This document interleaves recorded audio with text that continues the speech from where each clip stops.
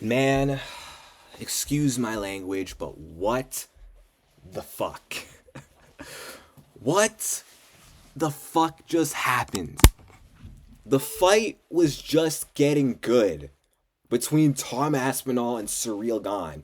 You had Gane, who was the underdog. Nobody gave him a chance. Even I doubted his chances in this fight. And he showed up and he looked really good. Okay, defended Tom's initial takedown. Tom barely attempted takedowns, but it was a scrap on the feet.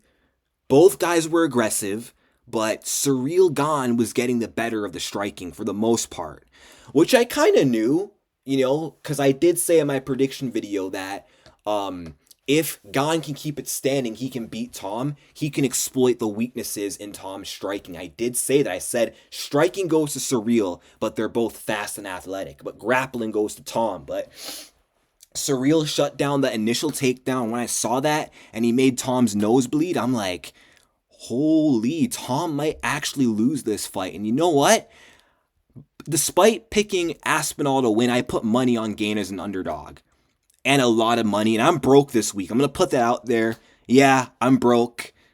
So if I would have lost on Gane, I would have had to delay paying off, my bets. But you know what? Gane also could have won, and I could have maybe been financially saved until I get paid again at the end of the month. But what happens? Even though Gane is touching up, Aspinall and piecing him up, Aspinall still gets in his licks. He's still touching Gane.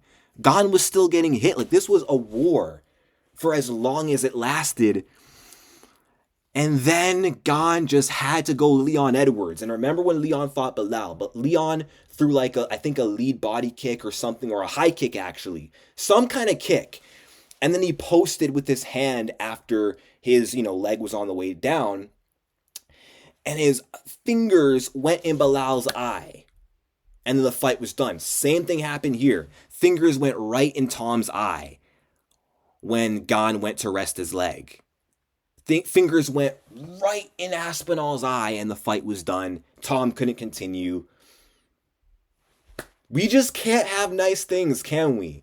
I mean, we had a semi-decent, main card. Thank God Dern won. I'm happy about that. But we could have closed off this pay-per-view with potentially a fight that could have had a fight of the year. That could have had fight of the year potential, basically. This would have been fight of the night for sure if this kept going.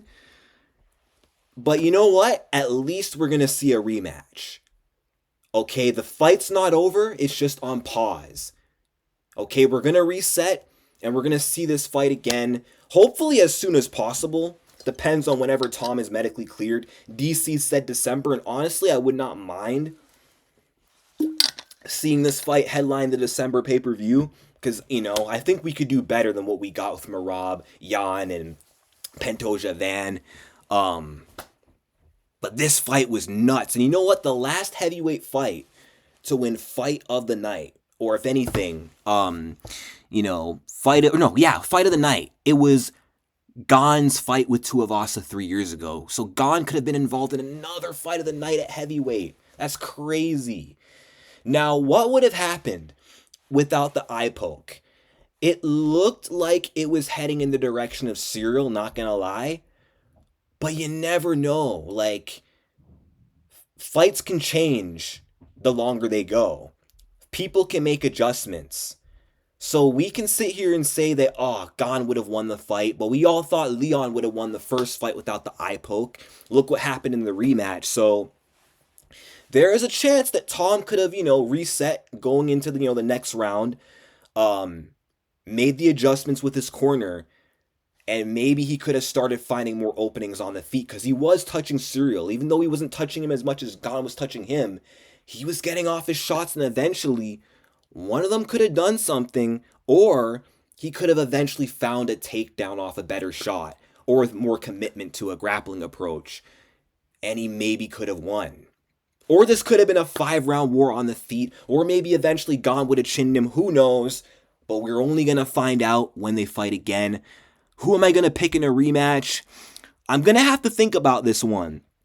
I might still go with Aspinall because now Aspinall, he's had the experience of going in there with Gane, trading blows with Gane, and he knows what went wrong, and I think Aspinall might look to make the adjustments. And maybe Gane might come in confident knowing I was already winning the round until the eye poke.